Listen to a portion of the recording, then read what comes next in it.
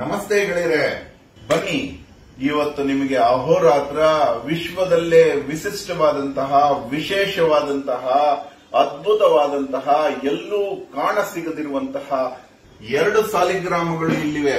ಅಹೋರಾತ್ರ ಕೈಲಾಸ ಪರ್ವತದ ಪರ್ಯಟನೆಗೆ ಹೋಗಿದ್ದಾಗ ಮಾನಸ ಸರೋವರದ ಹತ್ತಿರ ಸಿಕ್ಕ ಸಾಲಿಗ್ರಾಮಗಳಿವು. ತುಂಬಾ ಅದ್ಭುತವಾಗಿದೆ, ಅದ್ವಿತೀಯವಾಗಿದೆ, ಬೇರೆ ಎಲ್ಲೂ ಇರೋದಿಲ್ಲ.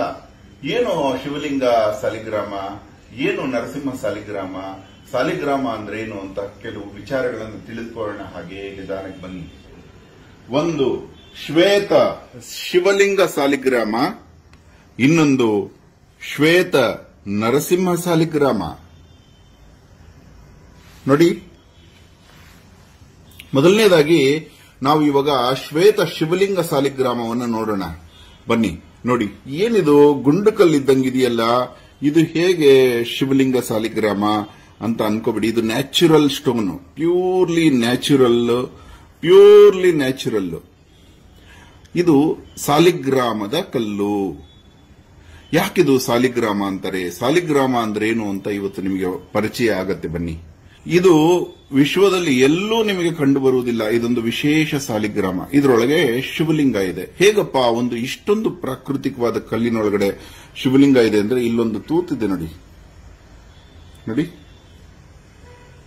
ಈ ರಂಧ್ರದ ಮುಖಾಂತರ ಒಂದು ಹುಳ ಒಳಗೆ ಹೋಗಿ ನೆಲೆಸತ್ತೆ. ಅದು ವಿಶ್ವದ ಆದಿಯಲ್ಲಿ ಬಂದಂತಹ ಸಾಲಿಗ್ರಾಮದ ಹುಳ. ಆ ಸಾಲಿಗ್ರಾಮದ ಹುಳ ಇದರೊಳಗೆ ಹೋಗಿ ತನ್ನ ದೇವ ಮಂದಿರವನ್ನು ಮಾಡಿಕೊಂಡಿದೆ. ಆಗಿನ ಕಾಲದಲ್ಲಿ ದೇವರು ಅಂದ್ರೆ ಕಾಯಕ ಅಂದ್ರೆ ಶಿವನ ಪ್ರತೀಕ, ಶಿವನ ಪದವಿ.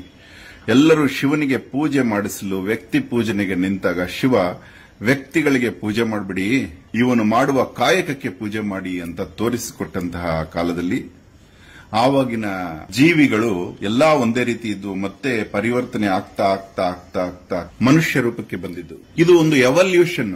ಮತ್ಸ್ಯ ಕೂರ್ಮವಾಯಿತು, ಕೂರ್ಮ ವರಾಹ ಆಯಿತು, ವರಾಹ ನರಸಿಂಹ ಆಯಿತು, ನರಸಿಂಹ ವಾಮನ ಆಯಿತು, ವಾಮನ ಪರಶುರಾಮ ಆಯಿತು. ಹೀಗೆ ರಾಮ, ಕೃಷ್ಣ, ಬುದ್ಧ, ಕಲ್ಕಿ ಎನ್ನುವ 10 ದಶಾವತಾರಗಳ ಪ್ರತೀಕವೇ ನಮ್ಮ ಎವಲ್ಯೂಷನ್. ಪ್ರಕೃತಿ ಪ್ರಾಣಿ ಮೊಟ್ಟ ಮೊದಲ ಜೀವಿ ಕೈಲಾಸ ಪರ್ವತದಲ್ಲಿ ಶಿವನ ಅಭಿಯಂತರರ ಪ್ರಯೋಗದಲ್ಲಿ ಮೊಟ್ಟ ಮೊದಲ ಹುಳ. ಅದು ತನ್ನ ಮನೆ ಮಾಡಿಕೊಂಡಿತು. ಒಳಗಡೆ ಹೋಗಿ ಶಿವಲಿಂಗವನ್ನ ಕುರಿಯುತ್ತದೆ. ಬನ್ನಿ ನೋಡೋಣ.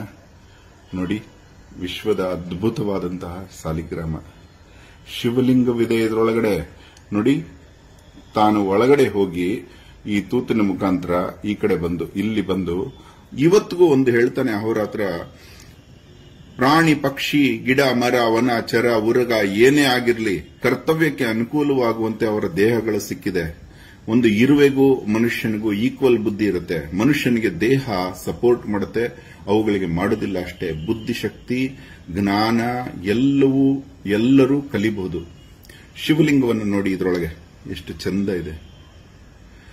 ಈ ಶಿವಲಿಂಗ ನೋಡಿ, ಈ ಶಿವಲಿಂಗದ ಮುಖ ಹೀಗೆ. ಇದನ್ನ ಶ್ವೇತ ಶಿವಲಿಂಗ ಸಾಲಿಗ್ರಾಮ ಅಂತ ಕರೀತಾರೆ. ಪ್ರಪಂಚದಲ್ಲೇ ಅತಿ ಅತಿ ಅತಿ ವಿರಳವಾದದ್ದು, ಎಲ್ಲೂ ಸಿಗದೇ ಇರುವಂತದ್ದು. ಇದೊಂದು ತುಂಬಾ ಸುಂದರವಾಗಿತ್ತು. ನಿಮ್ಮೆಲ್ಲರಿಗೂ ತೋರಿಸೋಣ ಅಂತ ಇವತ್ತು ತೋರಿಸ್ತಾ ಇದ್ದೇನೆ ಅಹೋರಾತ್ರ. ಬನ್ನಿ. ಇನ್ನೊಂದು ಅಲ್ಲೇ ಸಿಕ್ಕಂತಹ ಒಂದು ಸಾಲಿಗ್ರಾಮ ನೋಡಿ,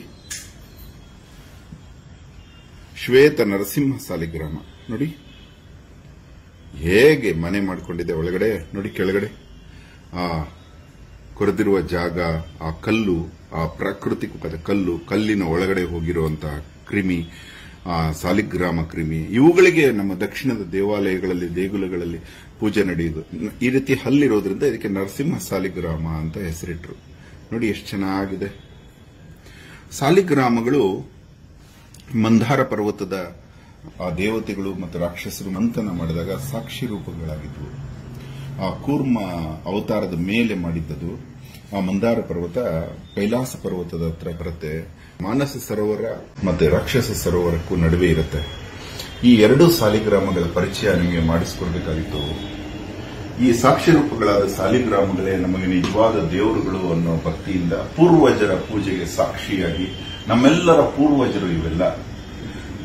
ಆದಿ, ಭೂಮಿಗೆ ಆದಿ, ಭೂಮಿಯ ಮೊದಲ ಜೀವಿಗಳು ನಮ್ಮ ಪೂರ್ವಜರು. ಹಾಗಾಗಿ ಅವರುಗಳ ದೆಸೆಯಿಂದ ನಾವಿದ್ದೀವಿ ಅನ್ನೋ ಗೌರವಕ್ಕೆ ಮತ್ತೆ ಆ ಸಾಕ್ಷಾತ್ ವಿಷ್ಣುವಿನ ಆ ಸೃಷ್ಟಿಯ ಮೂಲಕ್ಕೆ, ಬ್ರಹ್ಮ ವಿಷ್ಣು ಮಹೇಶ್ವರರ ಕಾಯಕಕ್ಕೆ ಪ್ರತೀಕವಾಗಿರುವ ಈ ಸಾಲಿಗ್ರಾಮಗಳಿಗೆ ನಮ್ಮ ಎಲ್ಲ ದೇಗುಲಗಳಲ್ಲಿ ಪೂಜೆ ಸಲ್ಲುತ್ತೆ. ಈ ಸಾಲಿಗ್ರಾಮ ಗಂಡಕಿ ನದಿಯಲ್ಲಿ ಹೆಚ್ಚಾಗಿ ಸಿಗುತ್ತೆ. ಇಲ್ಲಿ ಬನ್ನಿ, ಸಾಲಿಗ್ರಾಮಗಳು ಹೀಗಿರುತ್ತೆ, ಬನ್ನಿ ನೋಡಿ. ಸಹಜವಾಗಿ ಕೃಷ್ಣ ಸಾಲಿಗ್ರಾಮಗಳು ಹೀಗಿರುತ್ತೆ. ಇದನ್ನ ಸುದರ್ಶನ ಸಾಲಿಗ್ರಾಮ ಅಂತ ಕರೀತಾರೆ. ಇದೊಂದಿದೆ ನೋಡಿ, ಇಲ್ಲಿ ಬನ್ನಿ. ಈ ಸುದರ್ಶನ ಸಾಲಿಗ್ರಾಮದ ಇನ್ನೊಂದು ಭಾಗ ಇದೆ ನೋಡಿ, ಇಲ್ಲಿದೆ ನೋಡಿ. ಹೀಗೆ ಕೂತ್ಕೊಳ್ಳುತ್ತೀವಿ.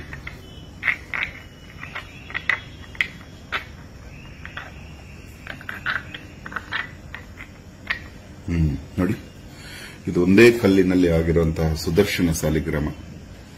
ಹೀಗೆ ಸಾಲಿಗ್ರಾಮಗಳು ಅಂದ್ರೆ ಬರೀ ಗುಂಡು ಕಲ್ಲುಗಳು ಅಂತ ತಿಳ್ಕೋಬೇಡಿ ನೀವು. ಇದು ಎಲ್ಲೂ ಊಹೆಗೂ ನಿಲುಕದ ಕಲ್ಲಿನ ಒಳಗಡೆ ಒಳ್ಳೆ ಶಂಖ ಹೊಳೆದ ರೀತಿಯಲ್ಲಿ ಫಾರ್ಮೇಶನ್ ಆಗಿರೋದನ್ನ ಸಾಲಿಗ್ರಾಮ ಅಂತ ಕರೀತಾರೆ. ಇದನ್ನ ಸುದರ್ಶನ ಸಾಲಿಗ್ರಾಮ ಅಂತ ಕರೆದ್ರು. ಈ ರೀತಿ ಅನೇಕ ವಿಶೇಷ ಶಂಖಗಳು ಹೀಗಾಗುತ್ತೆ. ತುಂಬಾ ತುಂಬಾ ಧನ್ಯವಾದ ಹೇಳಿದೆ. ತುಂಬಾ ಧನ್ಯವಾದ. Thank you very much.